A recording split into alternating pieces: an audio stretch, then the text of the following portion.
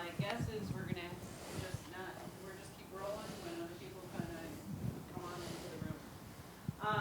For those of you that don't know Marty in 2000 was appointed Value USA's first executive director, governed and operated by current and former literacy students. So this is really an exciting, as Marty says, it's a panel you're not going to hear anywhere else. And have a conversation that you won't hear anywhere else.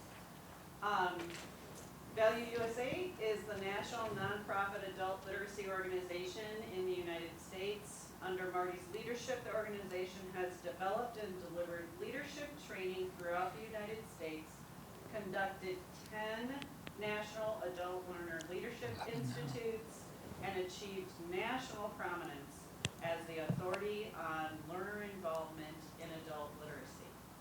Since 2000, Marty has served on Pennsylvania's Adult Basic Education and Literacy Education Interagency Coordinating Council, having been appointed by 3 governors.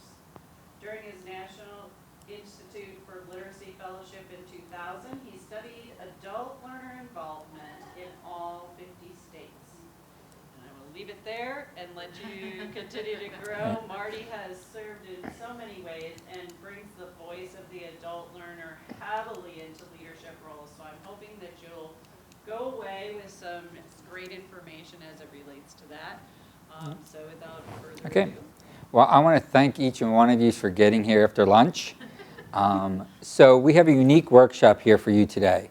So what we wanted to do, we wanted to give you experience about student involvement, what's happening, and what different levels, and all the level that it's at. So what we're going to be doing is I'm going to be asking Jackie on the end to go first to talk about her experience. And so we brought a student from Virginia. Then after that, we're going to be asking Elaine to speak. Elaine is an adult learner who's been involved in our field for almost 30 years. I'll let you tell your history. And she works at a research center, so she's been a work in our field now for 30 years as a provider. And then we're going to have Jackie here next to me sharing experience about students working at the state level. Did I get to it? Jessica, sorry. I knew I was going to mess up. And then myself will then come up and follow up with about what's going on a national level with student involvement. And then we don't believe in just talking at people. So then we're going to turn this as an open discussion workshop to ask us questions, because what we're thinking might not be what you're thinking and hearing. And so we want the end of this workshop to be a dialogue. So ask questions, because if you don't ask questions to us, we're going to turn the tables and we're going to ask you questions. All right? So with that, I'm going to kick it off to Jackie and let you take it up. Well, hi, my name is Luisa Jacqueline. I'm living at Richmond, Virginia. Originally, I'm from Mexico City. I'm here as an au pair. That's an cultural exchange program. And, I came across my GED and ESL education because I was in the look to practice my English. So I learned about this program at the Georgetown School. I signed up originally for ESL classes, but then when I went to sign up for the classes, the GED classes were happening at that time, and they were discussing this book. And instead of answering like my placement questions test, I was actually listening to what they were discussing about, and I got really invested on that. So I ended up signing for both of the classes, and just like that, I started participating more in the classes till the point that I was the one helping my other classmates, especially in math and science, not English, of course. They are very better in that. And just by participating and helping my other classmates, I find it easier for me to learn by teaching people about this subject, because that way I can review it and they can actually, I can share the knowledge. I have also had a student ambassador training because of these kind of tutoring thing that I did. I got sent to the COAVE conference where I had the student ambassador training. Also, with the conference, I got to go back to Virginia and teach what I have learned in the conference. And also, I have been promoting the program to any ESL person that I come across in the day-to-day life, and to other fellow au pairs. All right, nice. Hi, my name is Elaine Randall. I was asked to speak about adult learners working on staff. My current job is working for the DC Public Library, has an adult literacy resource center where I've been there now about 24 years. And prior to that, I worked for Literacy Volunteers of Massachusetts for 8 years. And there's a lot of talk about, should we have adult learners on staff or not? What are the problems? What is it like? And so I was asked to kind of give a little bit of background on that. Now, the person I was 32 years ago and who I am now are totally two different people. I started off after, and I do have a high school diploma. Couldn't read it, but I do have that high school diploma. And I got a job in manufacturing. But once I got involved in my literacy program, I started getting more active. Backing up, when I first started in my program, I had 150% energy. I really wanted to do it. It's kind of like, yes, you're going to lose weight, or I'm going to go exercise. You can only do it for so long. You know it's good for you, but also for a lot of adult learners, their years in school was the worst years of their life, and all of those memories and feelings fall right back on you. So it's really hard to keep that kind of energy up.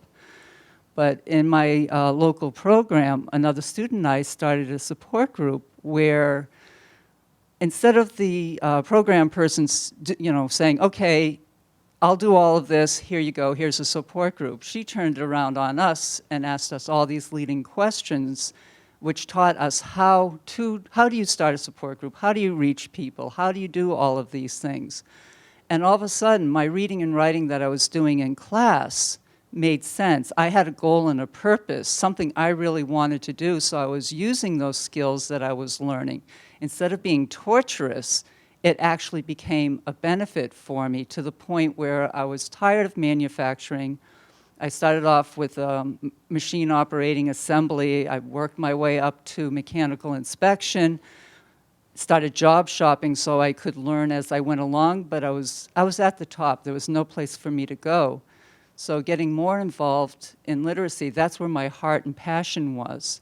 And I heard of a VISTA volunteer position at the State Office of Literacy Volunteers of Mass.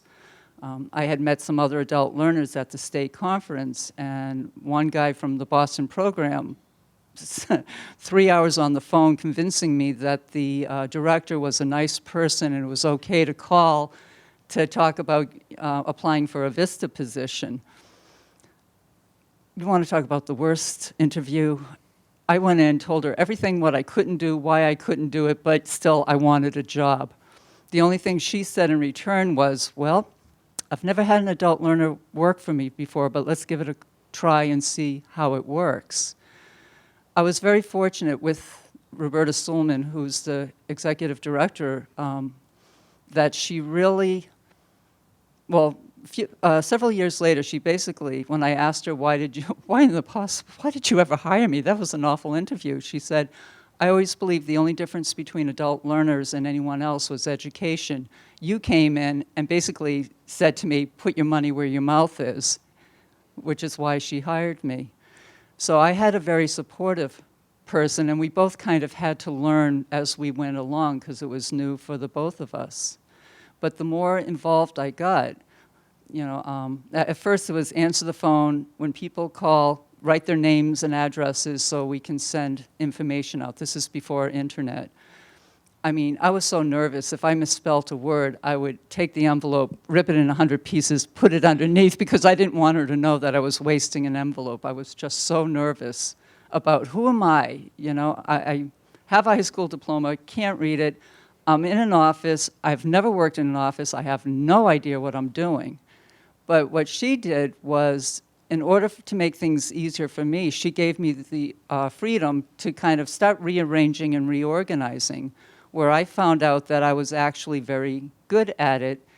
As an example, I'm tattling on her. She had tutor-student matches, paper clipped together in a filing drawer, not even in folders or hanging folder files.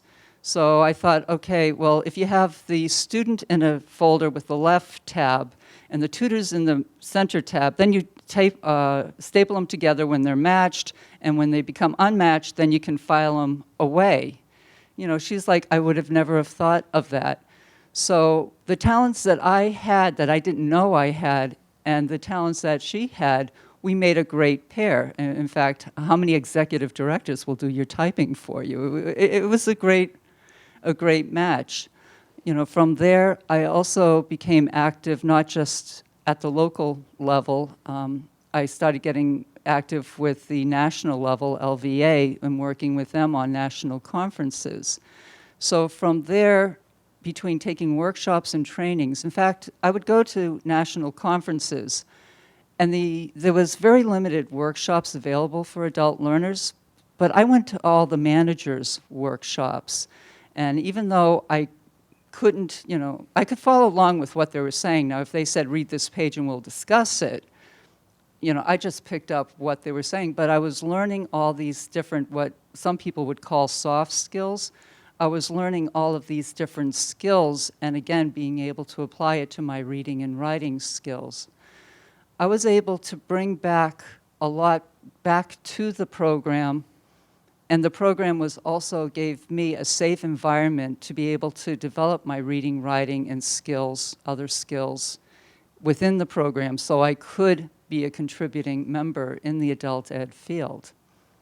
So thank you, and let me pass the mic over.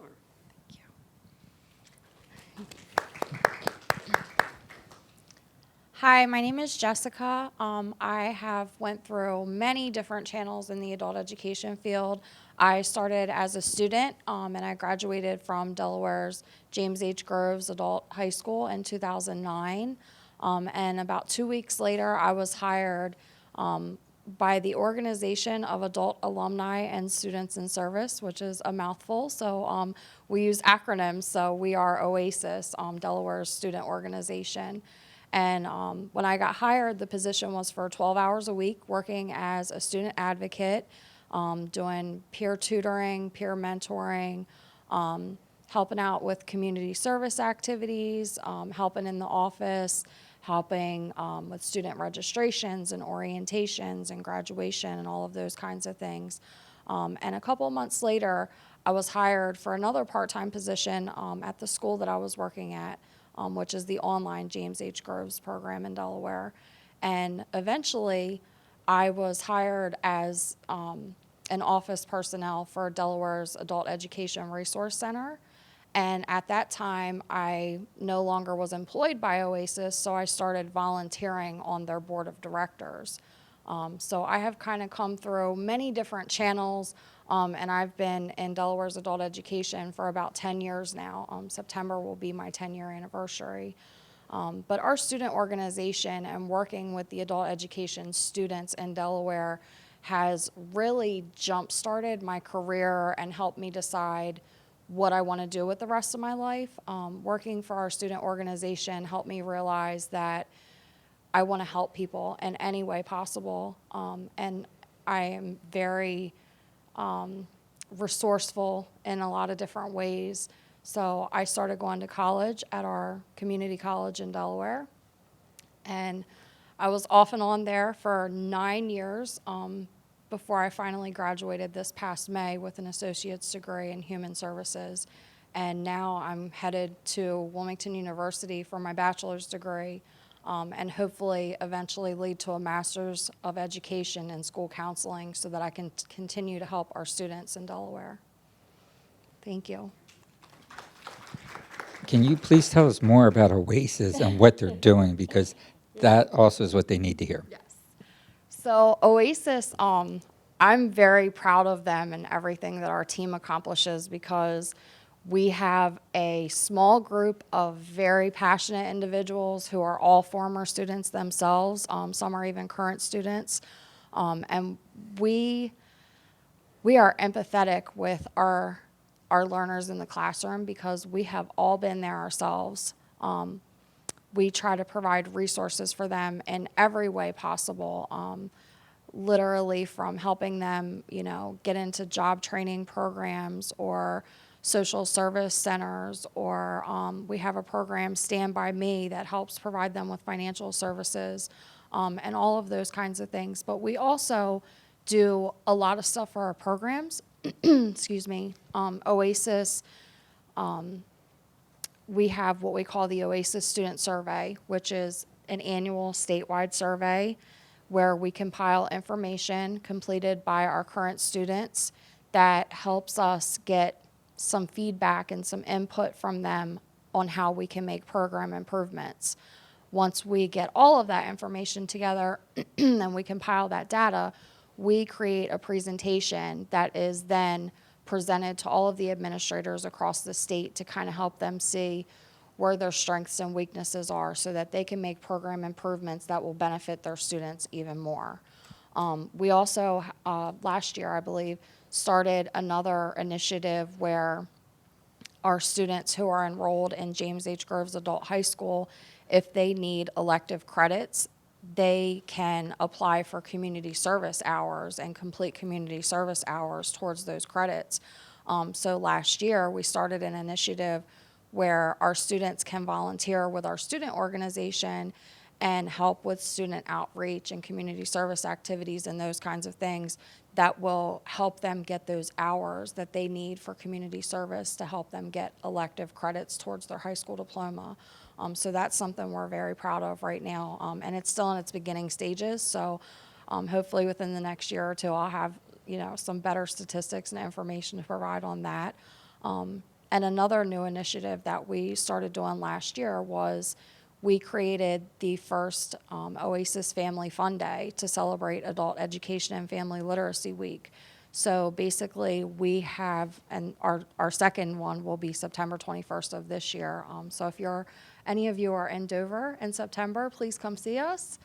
But we have rented what we call the Green. It's a large grassy field directly across from Legislative Hall where all of our legislators meet to discuss, any bills that are being addressed or anything like that. And we have vendors that come in and they pay our organization to sell items, merchandise. We have food trucks even that will pay us to come in and sell.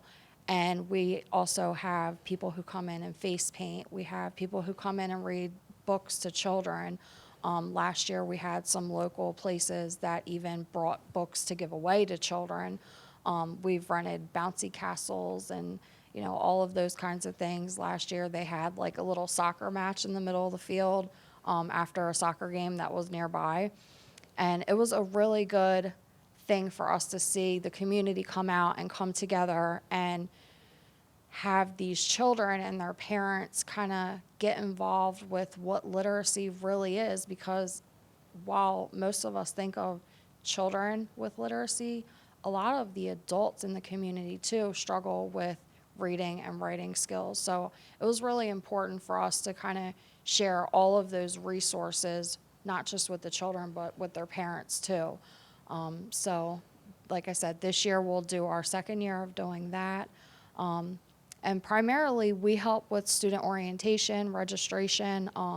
We kind of talk to the students before those initial placement tests and kind of calm their nerves and help them feel more at ease with where they're going and starting the program and kind of being there without anybody that they're familiar with.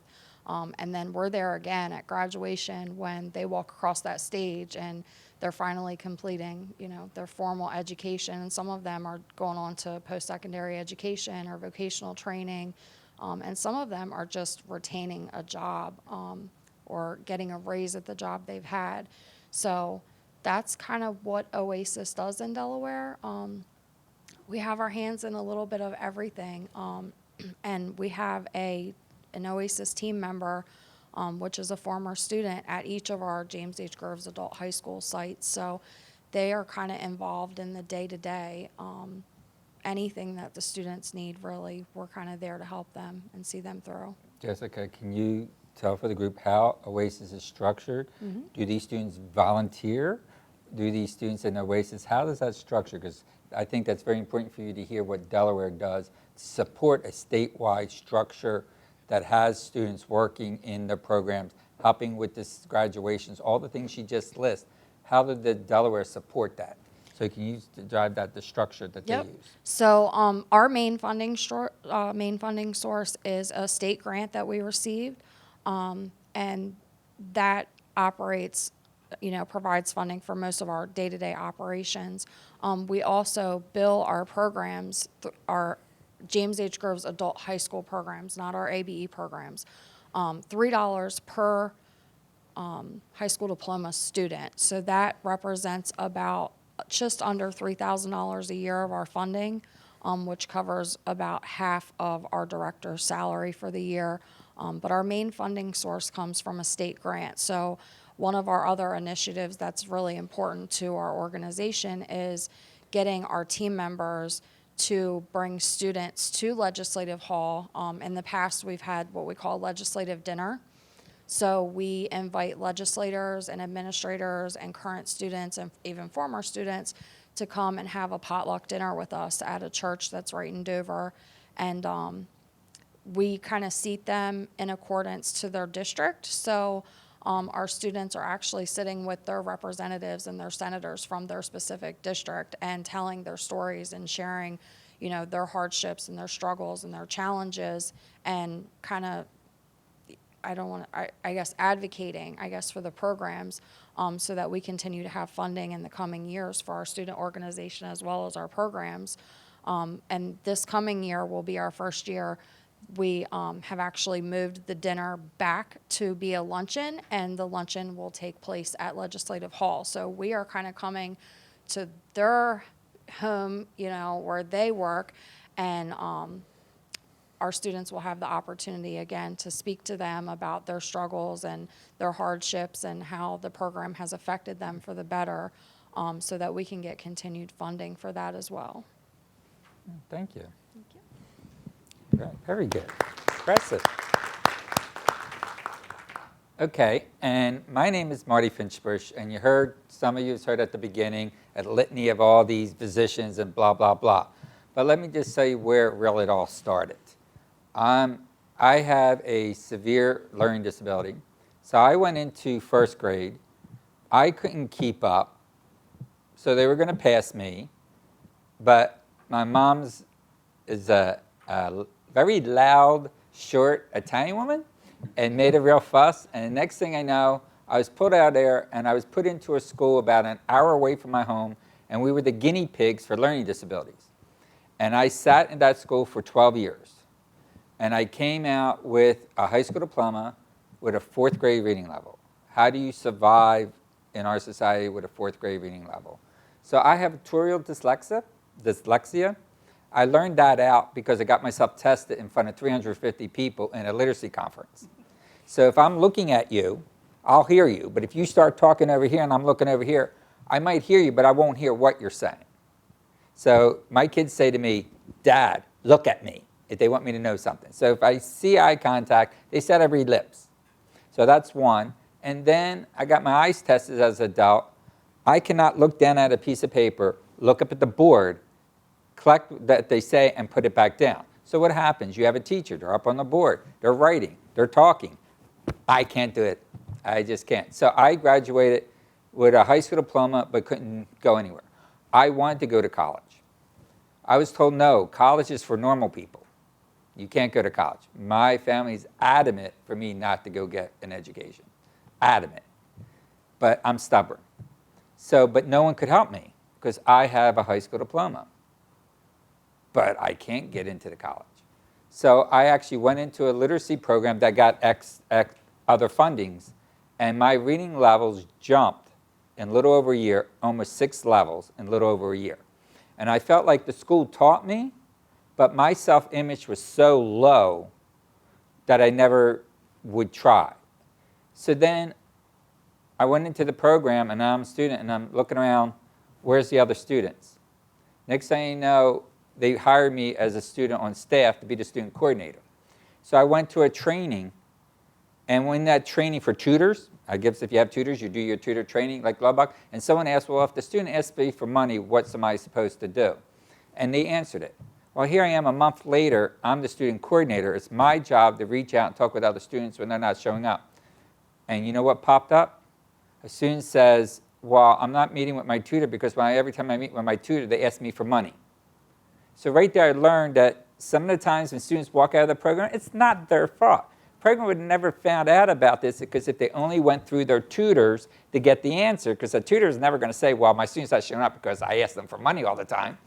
And that's a problem programs would never find out. So right there, that changed my view.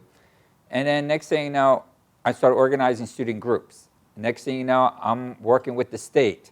Next thing you know, I'm on the state board. Start working with the state. We created a statewide student organization in Pennsylvania. We were having great advocacy things on the Hill. Congress people, we had like 20-something House of Representatives that comes to our event. When the state had their meeting, they got 1 or 2 people. So we learned that the politicians want to hear from us, the adult learners. So when the program saw all this activity, the state took over, it all died.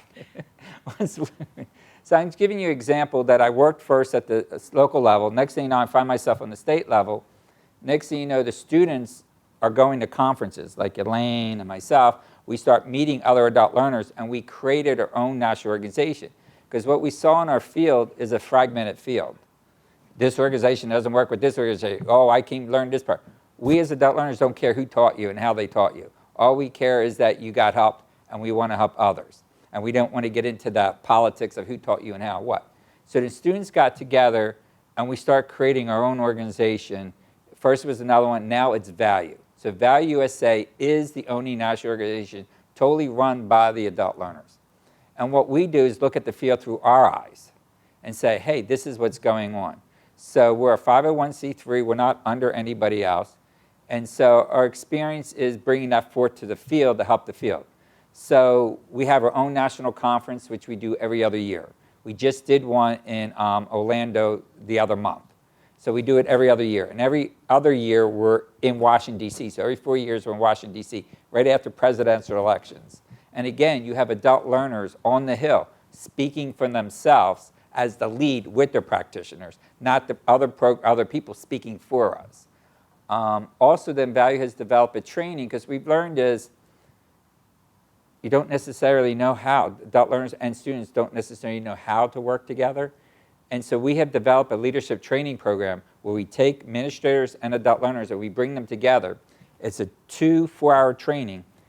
It teaches them how to work together, how to evaluate their programs, how to design what needs to be improved, and then teaches the students and the practitioners to work together on a project to improve the program. And what you're doing is you're actually teaching critical thinking, organizing skills, diversity training. At the same time, you're meeting all your Viola requirements. And so that's the training that Value has going on right now around the country. What we're trying to do now, we have another grant to turn it in so I don't have to run around the country doing these trainings, that hopefully next year the trainer manual will be out so you can take it and do it on your own programs. So what I'm trying to give you experience is, how to explain this? We as adult learners, we are a vast resource for your programs, but a lot of programs do not know how to tap into our involvement. If you say, this is what I want you to do, that's not necessarily what the adult learners want to do and get out of it. So you have to pick things that benefit both groups and pick that for your project. I don't know where else to go with that. So I'm going to stop right here and then turn it over to this group. I don't know, will we need the mic for them to ask questions? No? All right, speak up loud because they are filming this. So any questions for any of us? You said you wanted to go to college. Did you end up wanting? So I did. So what happened was, after I got out of the literacy program, I went into the community college. Of course, they gave me placement tests, entry tests. And of course, I did awful in English. So they made me take 2 development classes. So then I have a full-time job working at a university in food service. And eventually along that, so I could only handle 1 or 2 courses at a time. So then they make me take English Comp 2 twice. Then I'm now 10 years later, 10 years, I'm done all my other classes. I have an A or B in all my classes except for what? English. So they make me take English Comp 2 a second time. Then they had me meet with the dean of the English department and says, you're probably not going to graduate. Now, wait a minute.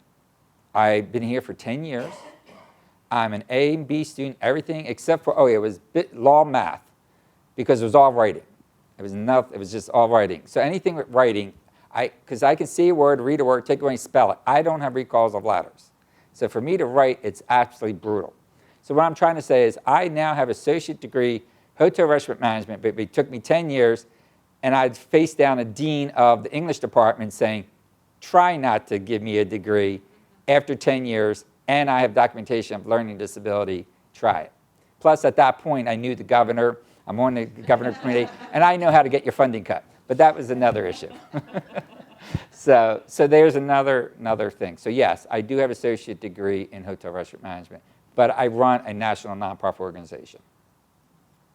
Congratulations. Thank you. Very persistent. I have a question for Jackie. Jackie, can you share with us your educational background from your country and then talk to them about your most recent educational achievement here and what your goal is? Okay, well. Yeah, because I speak very low. Sorry. Back in Mexico City, I have a science bachelor degree in nutrition and food science. I'm here. I already got my GED diploma. I also got a certificate logistics associate degree, and several other like OSHA, technology literacy degree or something like that. And I think that's it. Sorry. And what I want to do next is I'm trying to see if I can do some kind of teachers training course. I'm looking for it.